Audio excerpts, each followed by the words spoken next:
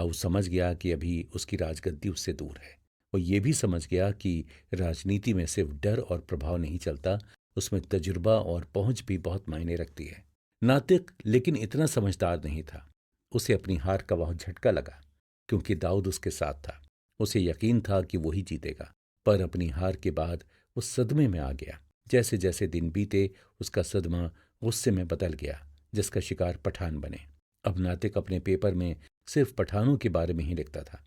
हर पठान का नाम लेकर वो उसकी बुराई करता था। पहले तो कम से कम वो सबूत के बिना पर आरोप लगाया करता था, मगर अब वो सिर्फ सुनी हुई कहानियों की बिना पर ही अपने पेपर में पठानों पर कीचड़ उछालता। ये बात दाऊद और पुलिस दोनों के हित में थी, इसलिए किसी ने उसे नहीं टोका। मगर इस बात से नातिक पठानों की नज़र में खटकने लगा। एक लॉज में एक दंपत्ति रहने आए थे। वो शायद अपने हनीमून पर थे। नई दुल्हन पर अय्यूब लाला की नज़र पड़ गई। उसमें पठान का खून था और जवानी की गर्मी थी।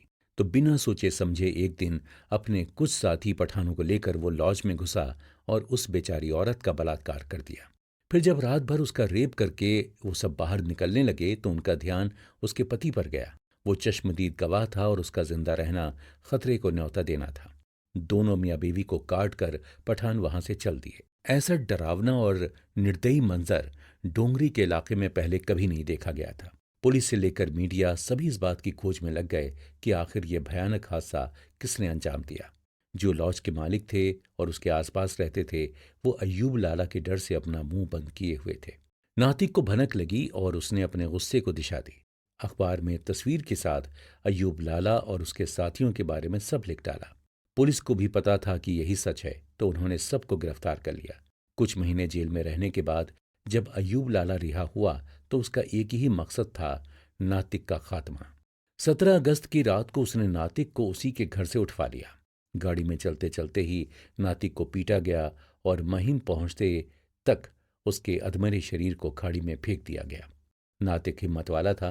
वो जैसे तैसे रेंगते हुए रोड तक आया और मदद के लिए हाथ उठाए। जहां आजकल लोग इंसान को मरता हुआ देख अपना रास्ता बदल लेते हैं, वहीं उन दिनों मुंबई का दिल बड़ा हुआ करता था। कुछ अनजान लोगों ने नातिक को हॉस्पिटल पहुंचाया। नातिक ने लीखा और दाऊद को पूरी कहानी बताई, लेकिन 2 दिन बाद अपनी चोटों के बोझ तले उसके शरीर ने उसकी इच्छा शक्ति का साथ छोड़ दिया। ये पहली बार था कि दाऊद का कोई करीबी मारा गया था, और वो भी एक ऐसा इंसान जिसे वो अपना दोस्त मानता था। उसने शपथ ली कि अय्यूब लाला को नहीं छोड़ेगा। बहुत से लोग ये मानते हैं कि नातिक की मौत ने दाऊद के जीवन को बदल दिया। अब तक जो दाऊद सिर्फ पैसा कमाने और नाम बनाने में रुचि रखता था, नातिक की हत्या के बाद उसके सर पर बदले का जुनून सवार हो गया। बाशु पठान को हराए दाऊद को 1 साल हो चुका था। उसके डोंगरी से जाने के बाद ही पठानों और दाऊद गैंग में झगड़े शुरू हुए थे। खालिद पहलवान को अपने साथ लेकर दाऊद ने फिर एक दूर की चाल चली थी, जो इस साल काम आने वाली थी। खालिद को अय्यूब लाला से घिन आती थी। वो उसके हाथों बहुत बेइज्जत हो चुका था, और अय्यूब का औरतों पर हिंसक होना भी उसे बिल्कुल नापसंद था। दाऊद ये सभी बातें जानता था। उसने खालिद को अय्यूब लाला को पकड़ने का काम सौंपा। कुछ महीने तक तो अय्यूब लाला और उसके साथी छुपे रहे। दाऊद भी उन पर घात लगाए सब्र करता रहा, पर आखिर एक गुंडा कब तक अपने आप को काबू में रख पाता। एक दिन खालिद को खबर मिली कि अय्यूब लाला शराब के एक अड्डे पर आया हुआ है। खालिद बिना किसी को बताए अकेला ही वहां पहुंच गया। अय्यूब ने जब खालिद को देखा तो उसे एक इंसान की जगह एक हैवान दिखाई दिया होगा। खालिद की आंखों में खून उतर आया था। उसकी नसें फड़फड़ा रही थीं और वो एक ही चीज करना चाहता था, अय्यूब का खून। खालिद ने अय्यूब का कॉलर पकड़ा और उसे घसीटता हुआ सड़क पर ले आया। लात घूंसों और कोहनियों से अय्यूब को पीटते हुए वो सड़क पर चलता रहा। अय्यूब भी बड़ा पहलवान था, मगर आज खालिद के जुनून के आगे उसके बल का कोई जोर नहीं चल रहा था। खालिद ने एक रामपुरी चाकू निकालकर अय्यूब की एड़ियां काट दी। अब अय्यूब अपने हाथों के बल घिसटता हुआ आगे बढ़ रहा था। खालिद उसे इस हाल में भी मारता रहा। खून की लकीर पूरी सड़क पर बनी चली आती थी। फिर खालिद ने उसी रामपुरी से अय्यूब के दोनों हाथों की नसें भी काट दी। लोग खड़े तमाशा देखते रहे और एक पहलवान ने दूसरे को मार डाला। खालिद का पूरा जिस्म लाल हो चुका था। उसके हाथों और कपड़ों पर से अय्यूब का खून टपक रहा था और उसके चेहरे पर एक हल्की सी मुस्कुराहट थी। पूरी डोंगरी में सिर्फ इसी बात की चर्चा हो रही थी। दाऊद बहुत खुश था। उसे अब लोग अलग नजर से जो देख रहे थे। सबकी आंखों में एक डर था। दाऊद को यह एहसास बहुत पसंद आ रहा था। आप खुद ही सोचिए, एक 22 साल का लड़का जब इतनी दहशत करने वाला आदमी बन जाए तो उसकी मानसिक स्थिति क्या होगी। मुंबई की एक गली में खून की धार देखकर अब आने वाले कल की बस कल्पना ही की जा सकती थी। दाऊद ने खालिद को अपने हेडक्वार्टर मुसाफिर खाने में शिफ्ट कर दिया। अब कोई पठान पलटकर खालिद का बाल भी बांका नहीं कर सकता था। दाऊद भरी जवानी में ही एक खूंखार गैंगस्टर बन गया था। उसका वर्चस्व अब सिर्फ और ऊपर ही चढ़ सकता था। दोस्तों, ये जितनी दाऊद की कहानी है उतनी ही मुंबई की भी। 1980 में मुंबई पर राज करने वाले डॉन थे हाजी मस्तान, करीम लाला, पठान गैंग और दाऊद गैंग। हाजी मस्तान और करीम लाला में गहरी दोस्ती थी। वो एक दूसरे का काम करते हुए एक साथ मिल बांट कर खाते थे। मगर दाऊद और पठान गैंग में दुश्मनी बढ़ती जा रही थी। अयूब लाला के मारे जाने के बाद से हर दूसरे महीने कोई न कोई किसी न किसी को मार रहा होता था। जब किसी पठान की मौत होती तो करीम लाला को झटका लगता, और जब दाऊद गैंग का कोई मारा जाता तो मुंबई पुलिस को। लीखा और दाऊद के हाथ मिलाने के बाद दाऊद पुलिस का चहेता बन चुका था। पुलिस को अगर कोई परेशानी थी तो वो पठान गैंग से थी, क्योंकि उनकी दहशत से पूरा मुंबई डरा रहता था। इस दुश्मनी के चलते हाजी मस्तान के धंधे पर भी बुरा असर पड़ रहा था। वो कभी भी चैन से नहीं बैठ पाता, क्योंकि कब उसका कोई काम इन कल के आए छोकरों की वजह से बिगड़ जाए ये कहा नहीं जा सकता था। नई पीढ़ी को समझाने और साथ मिलाने के लिए मस्तान ने वही किया जो उसे अच्छे से आता था। उसने मालाबार हिल वाले अपने बंगले पर डोंगरी से दूर सभी गैंगस्टरों की एक मीटिंग बुलाई।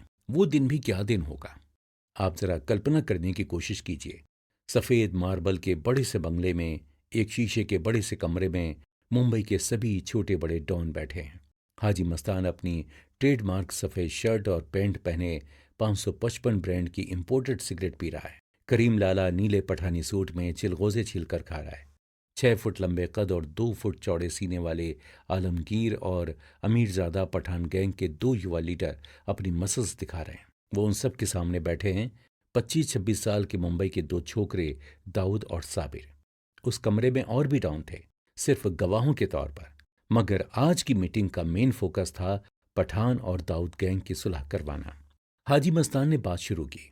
उसने अपने मजहब की दुहाई दी और कहा कि एक ही कौम के होते हुए भी जब भाई भाई आपस में लड़ते हैं तो उसे कितना दुख होता है। करीम लाला ने भी इसी बात को आगे बढ़ाते हुए कहा कि अगर ये मार काट बंद हो जाए तो सोचो कितना मुनाफा हो, पूरी कौम का कितना फायदा होगा। पठानों के तेवर हमेशा की तरह चढ़े हुए थे। उन्होंने दाऊद गैंग की बेईमानियां गिनाना शुरू की। बात इतनी बढ़ गई कि अमीरजादा ने दाऊद को उसी वक्त फैसला करने के लिए उकसाया और हाथों से लड़ने का चैलेंज दिया। साबिर तो गर्म खून था, उठ खड़ा हुआ। मगर दाऊद बिना शिकन बैठा रहा। उसने साबिर के हाथ पर अपने हाथ को रखा और साबिर भी भाई का इशारा समझकर बैठ गया। फिर धीरे से दाऊद खड़ा हुआ। उसने हाजी मस्तान के पास जाकर उसके हाथ से सिगरेट ली और दोनों पठानों की तरफ बढ़ा दी। सभी डॉन ये तमाशा देख रहे थे। दाऊद अमीरजादा के पास आकर खड़ा हुआ और उसकी आंखों में आंख डालते हुए सिगरेट को अपनी हथेली पर बुझा दिया। सब सन्नाटे में ये पूरा सीन देखते रहे। सबका ध्यान जब दाऊद ने अपनी तरफ खींच लिया तब उसने सफाई दी। उसने कहा कि वो अपने बड़ों की इज्जत करता है और मस्तान भाई के घर आकर वो कोई खून खराबा करने की बात सोच भी नहीं सकता। उसने समझ लिया था कि अगर आज सुलह नहीं हुई तो बहुत खून बहेगा और धंधे में भी काफी नुकसान हो जाएगा। उसको पठान गैंग से रत्ती भर भी उम्मीद नहीं थी कि वो सुलह करेंगे, पर सभी मुंबई के डॉन्स के सामने उसको पहली बार बैठने का और बात करने का जो मौका मिला था वो उसको यूं ही हाथ से जाने नहीं देना चाहता था। दाऊद ने कुरान मंगवाया और उस पर हाथ रखकर कहा कि वो अब से किसी पठान को बेवजह नहीं मारेगा। साबिर, मस्तान और करीम लाला ने भी उठकर कुरान पर हाथ रखा। पठान भाइयों के सामने अब कोई और रास्ता नहीं था। उन्हें भी कुरान पर हाथ रखकर कसम खानी पड़ी। पूरे कमरे का माहौल अचानक से हल्का हो गया। चाय और नाश्ता आया। सभी अपने अपने किस्से सुनाते हुए एक दूसरे से मेल मिलाप करने लगे। उस कमरे में कोई ऐसा नहीं था जो सिर्फ नेक काम करता हो, मगर वहां सबसे ज्यादा ईमान वाले लोग थे। मस्तान ने उस दिन देखा कि दाऊद सिर्फ एक जोशीला नौजवान नहीं है, बल्कि एक समझदार और दूर अंदेश आदमी भी है। उसकी इज्जत और रुतबा पूरे मुंबई अंडरवर्ल्ड की नजरों में पड़ गया। दाऊद की समझदारी सिर्फ यही नहीं थी कि उसने उस दिन पठानों को बदतमीजी से जवाब नहीं दिया। दाऊद जानता था कि मस्तान को इस सुलह से कितना फायदा होगा। वो इंतजार कर रहा था उस मौके का जब मस्तान का झंडा झुकेगा और वो उस पर चढ़कर अपना झंडा लहराएगा। दुबई से मुंबई की फ्लाइट लैंड होती है। उसमें सफर करके आया एक आदमी अराइवल गेट से लगे हुए बाथरूम में घुसता है। अपना बैग रखकर वो मुंह हाथ धोता है, फिर रुमाल निकालकर अपना गीला मुंह और हाथ पोंछता है। वो अपना रुमाल बहुत ही ध्यान से तय कर रहा है और खुद को शीशे में देख रहा है। तभी वहां का जमादार कूड़े की हाथ गाड़ी लिए अंदर आता है। गाड़ी को लगेज के किनारे छोड़ वो अंदर घुसता है और उसी शीशे में देखता है। दोनों इंसानों की आंखें मिलती हैं और जमादार बिल्कुल हल्के से अपनी गर्दन हिलाता है। दुबई से आया हुआ आदमी रुमाल वापस जेब में रखता है, लगेज एरिया की तरफ जाता है और अपना बैग खोल उसमें से एक मिठाई का डब्बा निकालता है। अगर आप वहां खड़े ये पूरा किस्सा देख रहे हों तो आपको लग सकता है कि वो अपना बचा हुआ खाना जमादार को देने वाला है, मगर वो ऐसा नहीं करता। वो डिब्बे को कूड़े की गाड़ी में फेंक कर जल्दी से बाहर निकल जाता है। जमादार ये देखकर हैरान नहीं होता। वो बाथरूम में रखे एक कूड़ेदान को उठाकर अपनी गाड़ी की तरफ जाता है। कूड़ेदान को गाड़ी में उलटकर वो अभी बाहर निकल जाता है। इस साधारण सी लेकिन अजीब सी कहानी से आखिर दाऊद का क्या वास्ता? बहुत बड़ा वास्ता है दोस्तों। ये कहानी फाउंडेशन है दाऊद के एक छोटे डोंगरी के डॉन से दुनिया का सबसे बड़ा स्मगलर बनने की। ये कहानी पहचान है दाऊद के शातिर दिमाग की। ये कहानी छाप है दाऊद के कभी न रुकने वाले पैसों की हविस की। जब पूरे देश विदेश के स्मगलर समुद्र और नाव से स्मगलिंग कर रहे थे, तब दाऊद पहला स्मगलर बना जिसने एरोप्लेन से स्मगलिंग करना शुरू की। हवाई यातायात बढ़ रहा था और आज की तरह तब उतनी सख्ती भी नहीं हुई थी। सब लोग सिर्फ कस्टम से डरते थे। अगर कस्टम की आंखों में धूल झोंक कर सामान ला सकें तो मानो कि नैया पार। दाऊद को यह आइडिया बैंकॉक से डोंगरी आए एक व्यापारी से आया था। वो व्यापारी साल में 2 बार बैंकॉक का चक्कर लगाता था। वहां से जाने कितने इंपोर्टेड कपड़े और जूते लाता था और डोंगरी में सड़क पर एक स्टॉल लगाकर बेचता था। कपड़ों में मुनाफा ना के बराबर होता है, इसलिए उसे स्मगलिंग का दर्जा नहीं दिया जाता, मगर थी तो वो भी स्मगलिंग ही। दाऊद ने अपने साथी पठान खालिद के साथ मिलकर ये कचरा पेटी प्लान तैयार किया। जब दुबई से आदमी सोने के बिस्किट से भरा मिठाई का डिब्बा कचरे में फेंक देता था तो जमादार उसे उठाकर एयरपोर्ट के बाहर ले आता था। फिर उस डिब्बे को दाऊद के आदमी उठा लेते थे और जमादार को भारी कमीशन मिलता था। सोने के बिस्किट के साथ साथ कैश और इलेक्ट्रॉनिक आइटम्स भी आने लगे। धंधा बढ़ने लगा और दाऊद ने लाखों में पैसे कमाना शुरू कर दिया। उसका गैंग अब सिर्फ एक गैंग नहीं रहा था, वो दाऊद और साबिर का सिंडिकेट बन चुका था। पहली बार दाऊद के लिए मुंबई छोटी पड़ने लगी थी। उसने गुजरात और दमन के पोर्ट पर भी अपनी धाक जमानी शुरू की। 1980 का दशक शुरू होते ही दाऊद की उड़ान और ऊंची होनी शुरू हो गई। वो हर साल दुबई के कई चक्कर लगाने लगा। जहां पहले डोंगरी के छोकरों के साथ उठना बैठना रहा था, वहां अब दुबई के शेखों के साथ उसकी फोटो खींचने लगी। दाऊद की दौलत बढ़ती चली गई। सुलह की मीटिंग के बाद से उसके सर पर मस्तान का हाथ था, तो पठान भी चुपचाप दाऊद को तरक्की करता देखते रहे। पुलिस में और सरकार में भी दाऊद की पकड़ मजबूत होती गई। 1980 में दाऊद पर पहली बार स्मगलिंग का केस दर्ज हुआ, जब एक टिप के चलते कस्टम्स को दुबई से आने वाली फ्लाइट में 25 लाख रुपए से भरे कई मिठाई के डिब्बे बरामद हुए। पर केस सिर्फ अदालत तक ही रहा, क्योंकि दाऊद ने गवाह भी खरीद लिए और कस्टम के अफसर भी। 1983 में जब केस खारिज हो गया तो दाऊद स्मगलिंग की दुनिया का बेताज बादशाह बन चुका था। कचरा पेटी के बाद उसने गोडाउन लाइन भी शुरू कर दी थी, जिसमें यात्री अपने पिछवाड़े के अंदर छुपाकर सोने के बिस्किट स्मगल किया करते थे। मुसाफिर खाना अब एक किले के जैसा बन चुका था। उसके अंदर आने के लिए दाऊद गैंग के कई अफसरों से होकर गुजरना पड़ता था। वहां के लोग भी खुश थे, क्योंकि उनमें से भी बहुत से अब अमीर होते जा रहे थे। हर दूसरे घर में से एक ना एक मर्द ने दाऊद के लिए दुबई का सफर किया था। काम इतना आसान था और पैसा इतना बेशुमार कि ईमानदार से ईमानदार आदमी भी अपनी नीयत बदल लेता था। दाऊद की बढ़ती शोहरत से पठान गैंग सबसे ज्यादा जलता था। अमीरजादा, जो अब पठान गैंग का लीडर था, वो दाऊद और साबिर को जड़ से मिटा देना चाहता था। पर दाऊद गैंग अब इतना शक्तिशाली हो चला था कि ये काम अंजाम देना मुश्किल था। मुसाफिर खाना तो किसी गवर्नर के घर से भी ज्यादा सुरक्षित था। दाऊद के साथ हर समय 4 या कई बार उससे भी ज्यादा आदमी बंदूकें लिया चला करते थे। साबिर भी ज्यादा दाऊद के साथ ही रहता था। पर कुदरत ने अमीरजादा को एक मौका दिया। अब इसे साबिर की गलती कहें या जीवन का नियम, जो ऊपर उठता है उसे नीचे गिरना ही पड़ता है। साबिर की शादी हुई 2 साल हो गए थे और इन 2 सालों में उसके 2 बच्चे भी हो गए थे। हालांकि साबिर अपनी बीवी से प्यार करता था और उसने लव मैरिज की थी, मगर जवानी के जोश के आगे सब दलीलें बेकार हो गईं। प्रेग्नेंट बीवी जब उसकी शारीरिक भूख ना मिटा सकी तो उसने कोठे का रुख किया। कमाठीपुरा मुंबई का रेड लाइट एरिया है, मगर वो नीचे तबके के लोगों के लिए माना जाता है।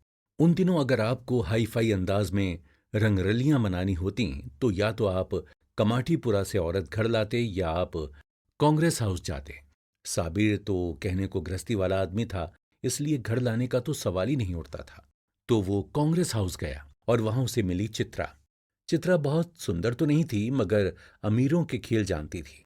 उसकी अटखेलियां साबिर का दिल जीत गईं और लगभग हर दूसरी रात साबिर चित्रा के साथ ही बिताने लगा। जिस्म की भूख मिटाना तो एक बात थी, मगर साबिर तो चित्रा के प्यार में ही पड़ गया। साबिर के घर पर अक्सर इस बात को लेकर झगड़ा भी उठता, मगर साबिर आखिर था तो डॉन ही। जब दुनिया में किसी की नहीं सुनता तो बीवी की क्या सुन सकता। वो अपनी सफेद प्रीमियर पद्मिनी निकाल कर रात को चित्रा को लेकर कभी चौपाटी में आइसक्रीम खाने जाता, तो कभी नाइट शो देखने, तो कभी 5 स्टार होटल में खाना खाने। पैसों की कमी थी नहीं, इसलिए यह याशियां बढ़ती चली गईं।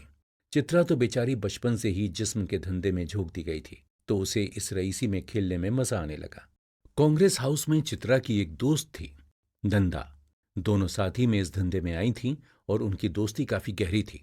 चित्रा साबिर के साथ घूमकर वापस आती और नंदा को बैठाकर पूरा हाल सुनाती। नंदा चित्रा के लिए खुश थी, मगर खुद के लिए उसे बुरा भी लगता था। वो चाहती थी कि उसके पास भी कोई पैसे वाला आशिक हो जो उसके साथ घूमे, उसे आइसक्रीम खिलाने, समुंदर के किनारे ले जाए और मीठी मीठी बातें करे। अंडरवर्ल्ड में कुछ छुपता नहीं है। सभी जानते थे कि साबिर का चित्रा के साथ गहरा चक्कर चल रहा है।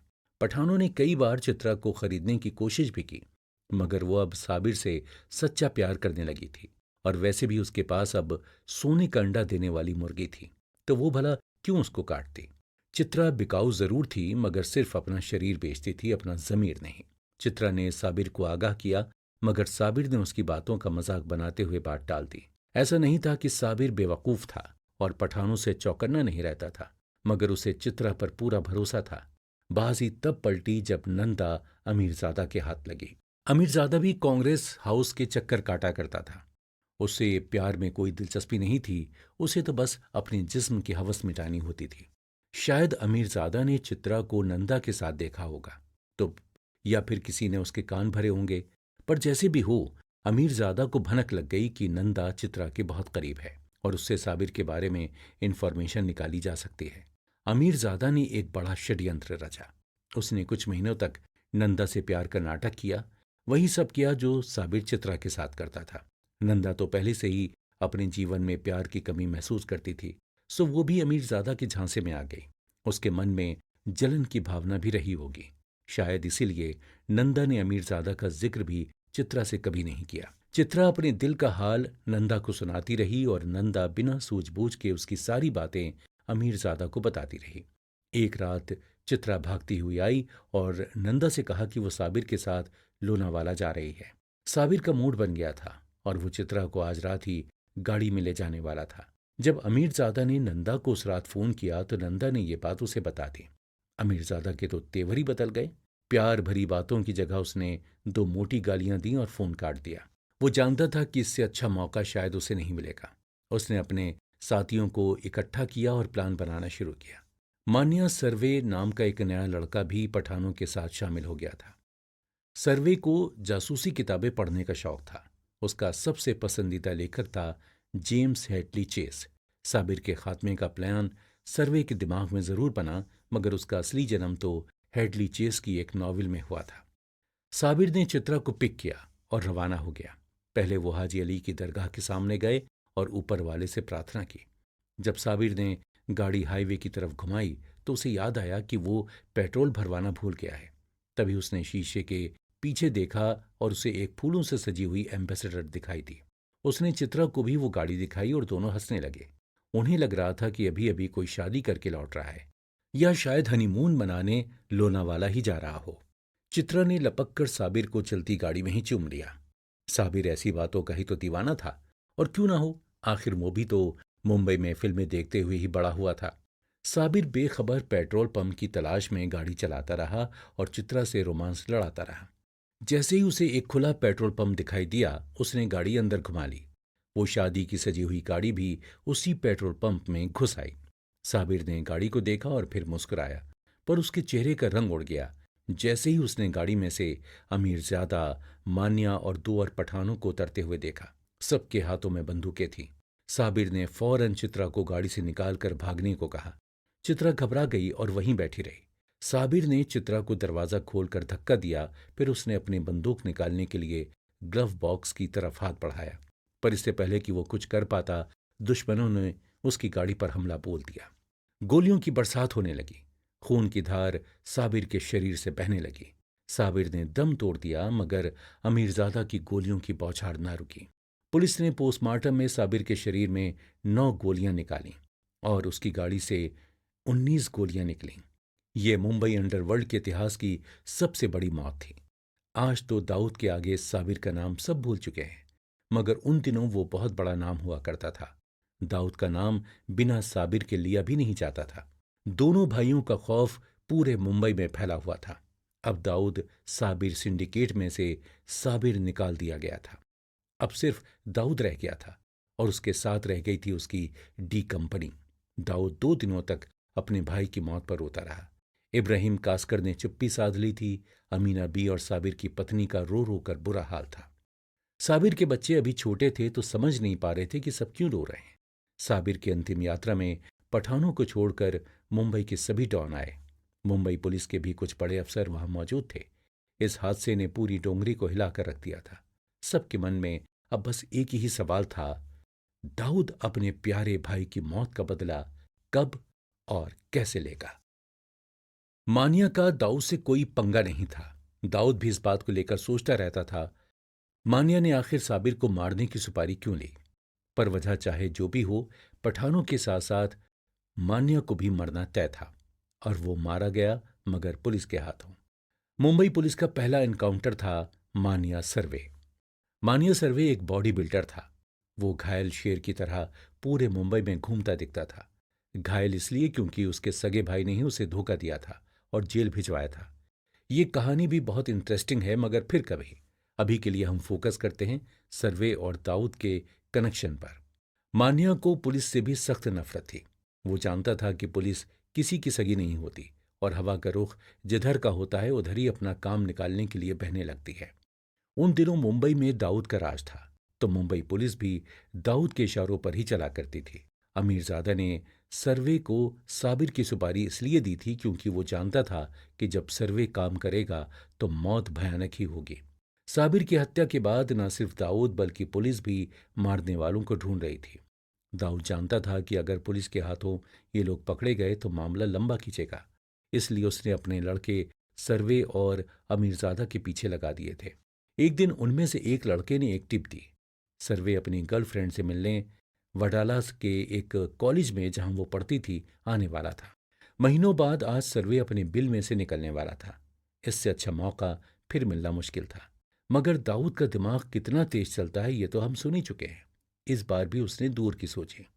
खुद कुछ करने के बजाय उसने वही टिप पुलिस को दे दी, लेकिन एक शर्त पर। पुलिस भी सर्वे को पकड़ने के लिए उत्सुक थी, तो दाऊद की शर्त मान ली गई।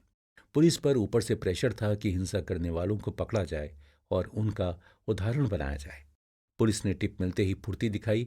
दर्जन भर अफसरों की टुकड़ी लेकर मुंबई पुलिस वडाला के कॉलेज के बाहर तैनात हो गई और मान्या सर्वे का इंतजार करने लगी। जैसे ही सर्वे वहां आया, उन्होंने नाकाबंदी लगा दी। अब बस सर्वे का पहला वार करने की देर थी। जैसे ही सर्वे ने भांपा कि उसको एक बार फिर फांस लिया गया है, उसने अपनी गर्लफ्रेंड की तरफ देखा। वहां मौजूद कुछ चश्मदीद गवाहों का कहना है कि सर्वे की गर्लफ्रेंड उससे आंखें चुरा रही थी। क्या वो भी दाऊद के प्लानिंग का हिस्सा थी? ये तो अब सिर्फ ऊपर वाला या फिर खुद दाऊद ही जानता है। मगर 1983 के उस दिन पुलिस ने दिन दहाड़े सबके सामने एक डॉन को गोलियों से भून डाला। जब सर्वे की अधमरी लाश को जेजे हॉस्पिटल ले जाया जा रहा था, तब भी वो पुलिस वालों को गालियां दे रहा था। और क्यों ना देता। वो जानता था कि बिना दाऊद की मदद के पुलिस ये एनकाउंटर नहीं कर सकती थी। दाऊद की शर्त ही यही रही थी कि सर्वे को जिंदा पकड़ा ना जाए। सर्वे की मौत के बाद दाऊद के सामने बस अमीरजादा बचा था और वो मुस्टंडा पठान छुपने में माहिर था। दोस्तों, अगर मैं कहूं कि अमीरजादा से बदला लेने में महान एक्टर दिलीप कुमार का भी हाथ था तो आप शायद मानेंगे नहीं, मगर बात सच है। मुझे तो आश्चर्य ये होता है कि आखिर अब तक किसी ने दाऊद की इस कहानी पर कोई सीरीज क्यों नहीं बनाई। इतनी फिल्मी कहानी, इतने दिलचस्प किरदार, मगर हम ये बात भूल जाते हैं कि दाऊद आज भी शक्तिमान है, और शायद पहले से भी ज्यादा।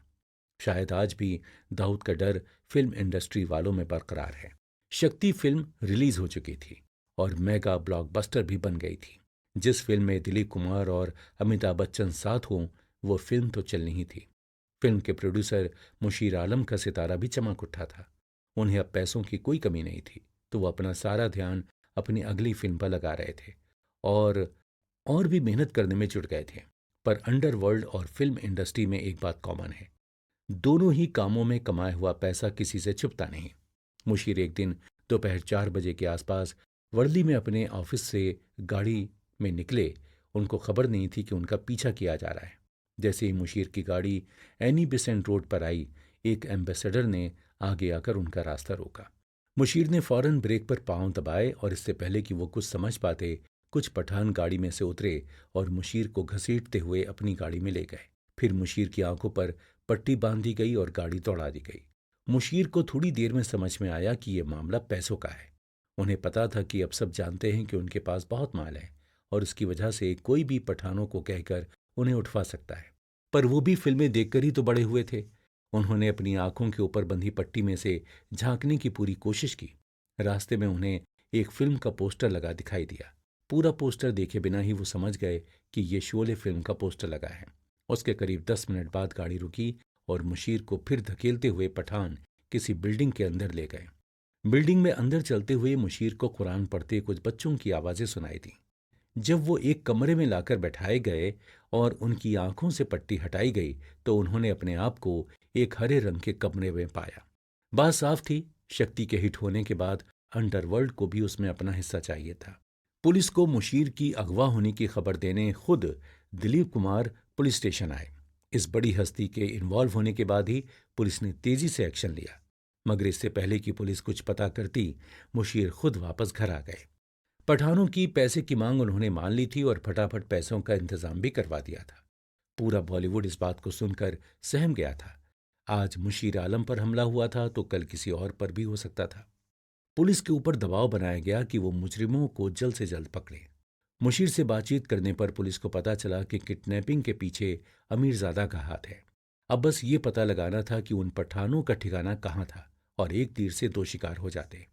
इस इन्वेस्टिगेशन में वो आधी खुली आंखों से देखा हुआ शोले का पोस्टर और कुरान पढ़ते बच्चों की आवाजें काम आई। पुलिस ने मुशीर से ये इंफॉर्मेशन लेकर अपने नेटवर्क में फैला दी। सभी कांस्टेबल, इन्फॉर्मर और यहाँ तक कि शहर के छोटे चोरों को इस काम पर लगा दिया गया।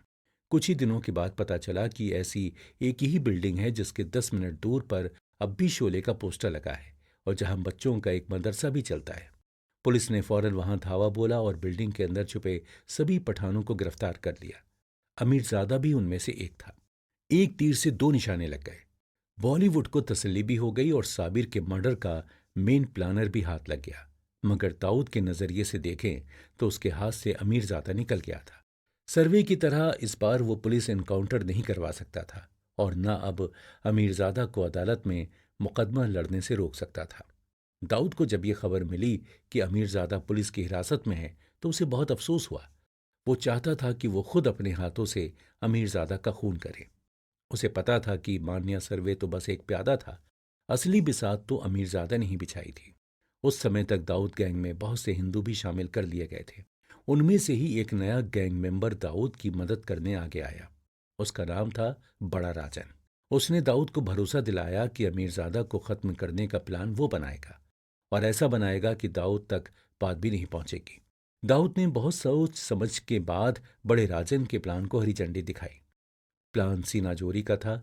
जब अमीरजादा कोर्ट में पेश किया जाएगा तो उसको वहीं गोली मार दी जाएगी। ऐसा पहले कभी नहीं हुआ था कि भारत के एक कोर्ट की सुनवाई के दौरान गोली चली हो।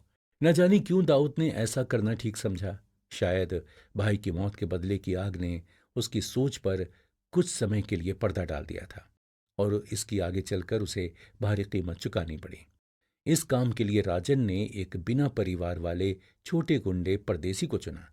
दाऊद को यह बात बिल्कुल नहीं जमी कि एक लौंडा जिसने आज तक बंदूक नहीं उठाई वो अमीरजादा को मारे। मगर दाऊद जानता था कि यही इकलौता रास्ता था जिससे वो अपना बदला वक्त रहते पूरा कर सकता था। कोर्ट की सुनवाई के दिन राजन ने परदेसी को अंदर तक छोड़ा। भीड़ में कोई परदेसी पर ध्यान भी नहीं दे रहा था। जैसे ही कटघरे में अमीरजादा पेश हुआ, परदेसी ने रिवॉल्वर निकाली। उसको आदेश दिया गया था कि गोली सिर्फ जान से मारने के लिए ही चलाए और गोली मारते ही कमरे की खिड़की से कूदकर राजन की इंतजार कर रही गाड़ी में फरार हो जाए। बड़ा राजन जानता था कि कोर्ट में गोली चलाकर फरार होना नामुमकिन है, बल्कि वो तो यही उम्मीद कर रहा था कि पुलिस फौरन ही परदेसी पर गोलियां बरसा देगी और वो वहीं खत्म हो जाएगा। बिना परिवार का यह आदमी किसी काम तो आएगा। मगर जैसे ही परदेसी ने गोली चलाई, कुछ पुलिस वाले उस पर लपके और उसे पकड़ लिया। परदेसी ने भागने की कोशिश की तो उसके पांव पर गोली मारी। अमीरजादा वहीं मारा गया। नौसिखिए परदेसी की गोली उसके सर के बीचों बीच लगी थी, मगर पुलिस ने परदेसी की जान बचाकर उसकी मौत को दावत दे दी थी।